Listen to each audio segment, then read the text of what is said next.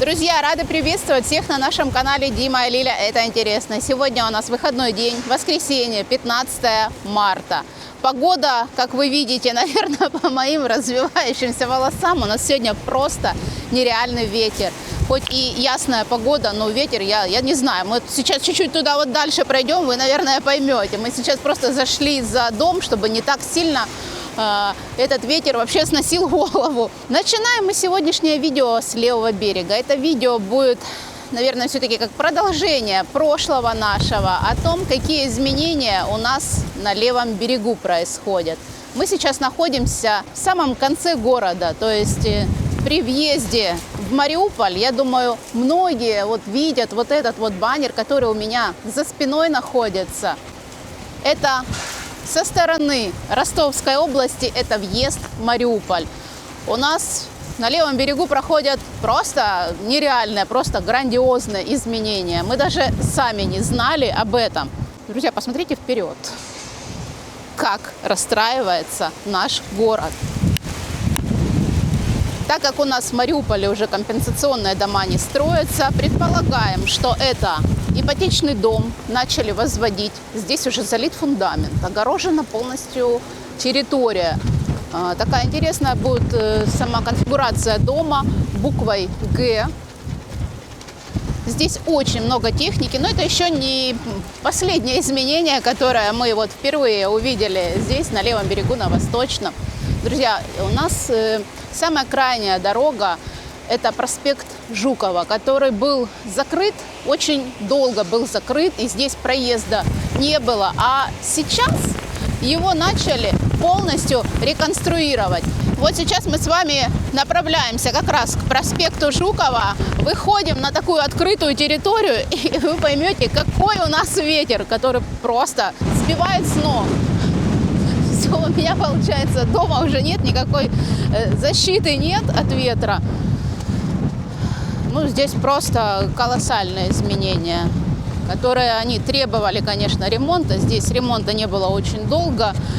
Вот именно лично я на Восточном микрорайоне живу почти 15 лет, и здесь за 15 лет не было никакого ремонта. И хочу вам показать, как будет выглядеть дом.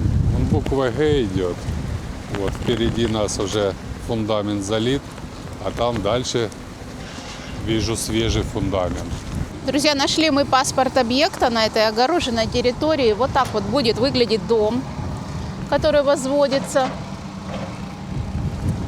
Красиво. Он будет с наземной парковкой и благоустроенной территорией вокруг дома.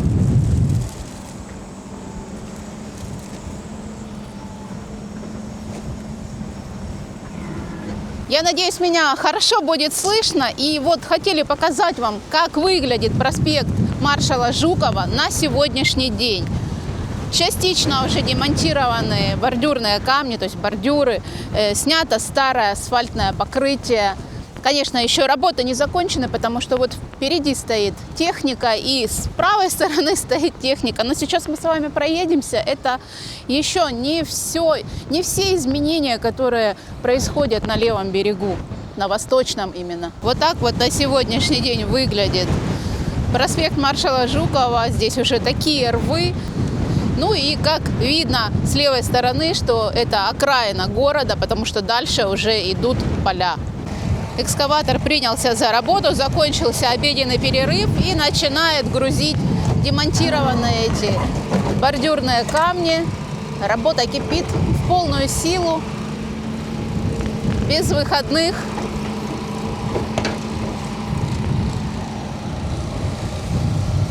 Так, ну что, мы с вами дальше отправляемся.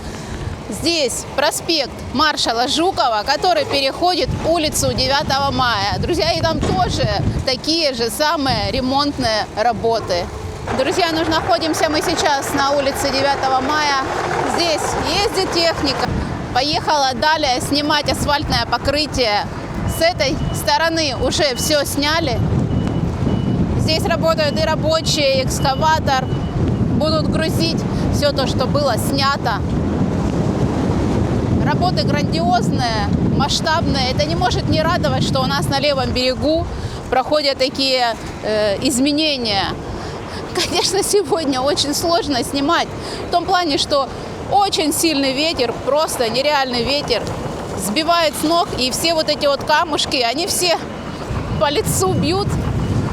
Очень сложно. Я надеюсь, нас хорошо слышно, и наши микрофоны нормально справятся со своей задачей, то есть ветрозащита. Впереди также и техники много ремонтной, и снимается все это покрытие, убирается, рабочих очень много. Часть дороги перекрыта, есть регулировщик, который регулирует движение транспорта, потому что оживленный такой очень микрорайон, здесь ходит и общественный транспорт. Так что изменения у нас на левом просто колоссальные.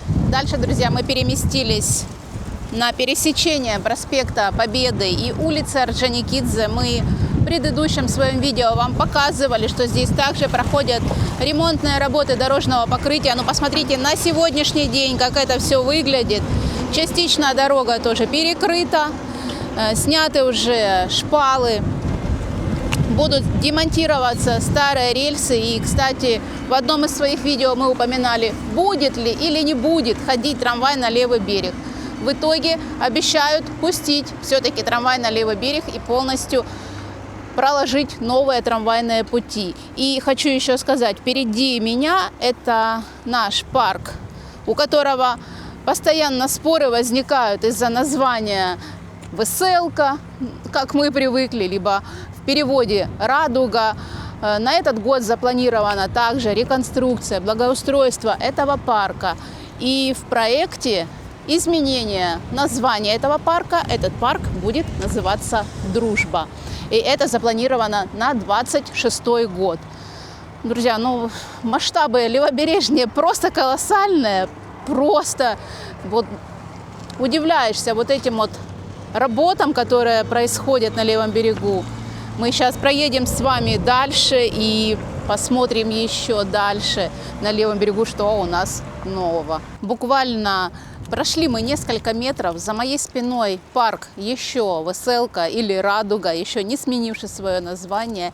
И, друзья, с этой стороны, буквально напротив, находится ледовый дворец или ледовый комплекс, который готовится к открытию в 2026 году.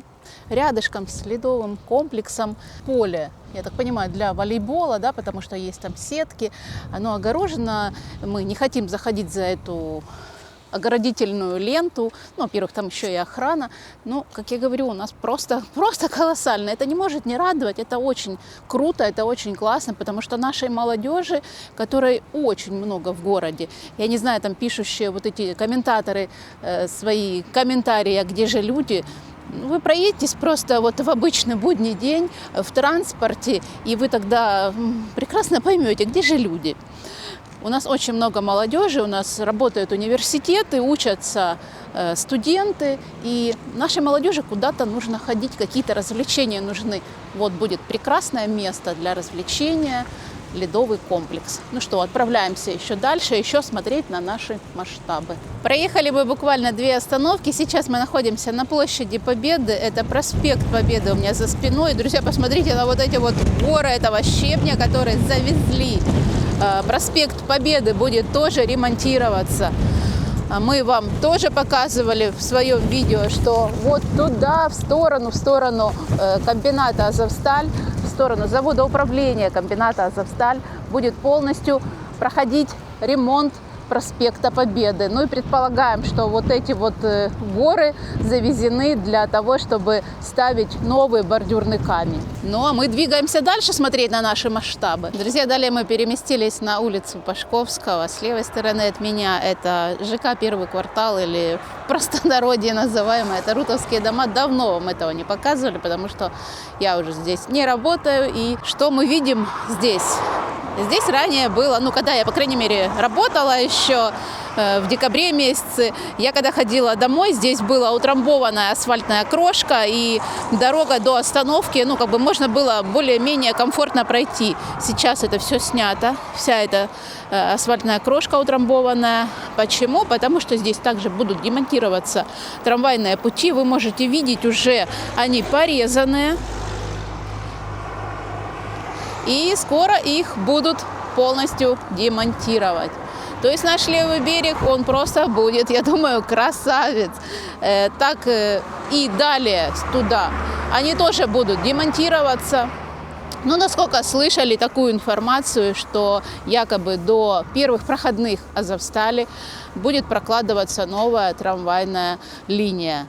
Поживем, увидим, как говорится. Помимо того, что здесь будет ремонт трамвайных путей, здесь будет еще отремонтирована улица Пашковского. Можно видеть, что убраны по бокам, как с одной, как и со второй стороны. Бордюры убраны.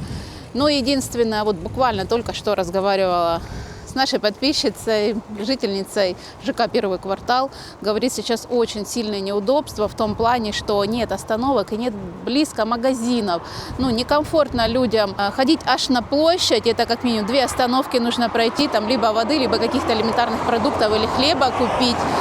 Ну, приходится преодолевать вот такие вот расстояния. Друзья, ехали мы дальше на улицу 1 мая, проспект 1 мая. И решили остановиться, чтобы вам показать вот уникальный такой случай. Мне просто интересно, я говорю, Дима, это он припарковался или он так не справился с управлением, летел? Ну, как вы знаете, мы очень часто показываем вам и нарушителей, и, как мы это говорим в простонародье, и спихуны такие. Как можно было сюда заехать? На перекрестке не справился с управлением, это 100%. И влетел на рельсы. Друзья, ну как вы поняли, находимся мы сейчас на проспекте 1 мая. Здесь также идет демонтаж трамвайных путей. Они частично уже порезаны, где-то уже демонтированы, сняты шпалы. Зачищается полностью территория для того, чтобы прокладывать новые трамвайные пути. Подошли мы немножко ближе. Все демонтировано, все зачищено. Вот эти вот шпалы лежат, тоже их будут убирать. Так что такие, друзья, у нас масштабы ремонта, реконструкции левого берега. Ну, а сейчас мы с вами отправляемся в очень интересное и красивое место. Друзья, и вот это место. Я не знаю, как это называется, вот это вот здание у меня за спиной. А вот там вот чуть-чуть дальше, я это назвала какой-то амфитеатр. Ну, такие как раскопки там проходят. Находится это место возле нашей мечети. Как побывать возле мечети и не зайти вовнутрь? Хоть мы ее вам неоднократно уже показывали. Красивейшее место из белого мрамора. Особенно красиво оно смотрится в солнечных лучах, когда ясный день. Сейчас мы подойдем еще в одно местечко. Всю жизнь живем в Мариуполе, и мы даже не знали, что у нас есть такое здесь интересное место.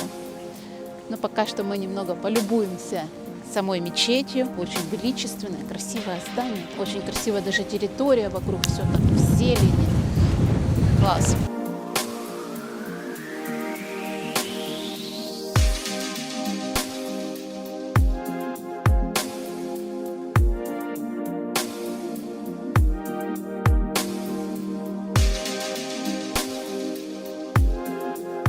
Давайте же отправимся в то место, которое мы с Димой нашли. За моей спиной мечеть. И вот оно, это место, которое я назвала там то ли амфитеатр, то ли как лабиринты какие-то.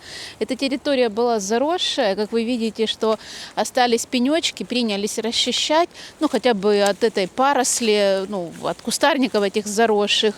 Но как-то так вот интересно все сделано. Из камня выложены эти лабиринты. Мы смотрим тут. Некоторые шашлык себе, пикники устраивают. Погодка хорошая, конечно, хоть и ветреная. Ну, такое вот интересное место.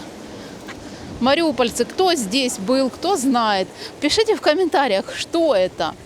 Что это за место, как оно называется. Спустились мы вовнутрь этого лабиринта. И довольно-таки высокие вот эти вот стены сделанные. Такое интересное сооружение. Но мы понимаем, что это более как современная все эта постройка. Но что это было, для чего это предназначалась, эта стройка? Вот вопрос. И я же говорю, мы впервые вообще с Димой нашли это место. Так что пишите в комментариях. Также вот ходим, рассматриваем, видим железобетонные кольца, с которых делают колодцы. Вот стоят они 3 в ряд. К стене вплотную. Что бы это означало, даже невозможно понять, что это означает. Интересное, конечно, сооружение, но самое больше интересует, что это было. Сзади у меня остался этот лабиринт, или как мы изначально вообще, когда первый раз увидели, мы подумали, что это какие-то археологические раскопки. Но нет, это более современное строение. Здесь есть еще вот такое место, которое тоже мы с Димой обнаружили, такие камни.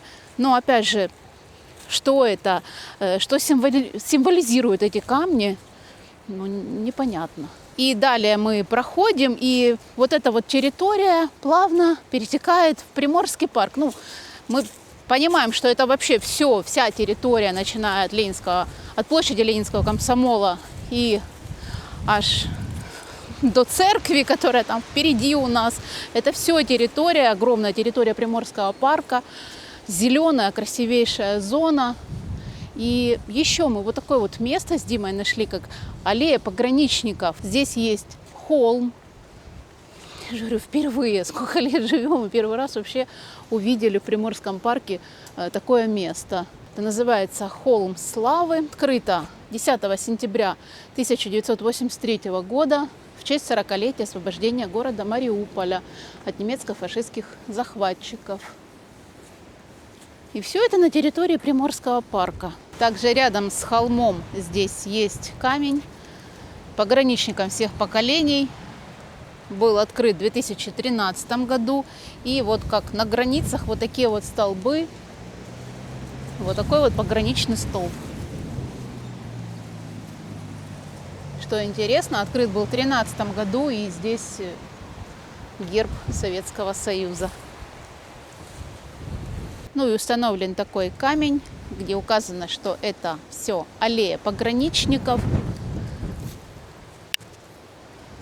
Установлен на средства ветеранов пограничных войск города Мариуполя, пограничной заставы 28 мая 2014 года. И все это на вот такой вот замечательной и зеленой территории Приморского парка. А вы тем временем не забывайте подписываться на наш второй YouTube-канал, наш Telegram-канал. Ссылочки все в описании под видео. Так что, друзья, приходите отдыхать, гулять в наш Приморский парк.